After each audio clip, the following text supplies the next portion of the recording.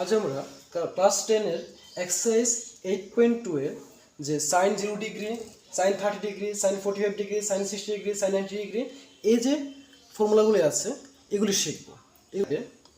এগুলি শেখার আগে মনে রাখবে যে √1 মানে হলো কত 1, √4 মানে হলো 2, √2/2 মানে হলো 1/√2। এটা তোমরা মুখস্থ করে নেবে। তারপর দেখো আমরা কীভাবে এগুলি মনে রাখবো।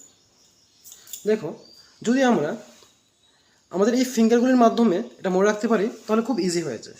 আমরা মনে রাখবো যে এটা হলো 0 ডিগ্রি, আমাদের এটা হলো 0 ডিগ্রি, 0 পরে কী হয় 30, 45, 60 অ্যান্ড 90। তোমার মনে রাখবে যে সাইন এবং কসের সূত্রের সময় সব সময় নিচে 2 হবে, অর্থাৎ ডিনোমিনেটর হবে 2।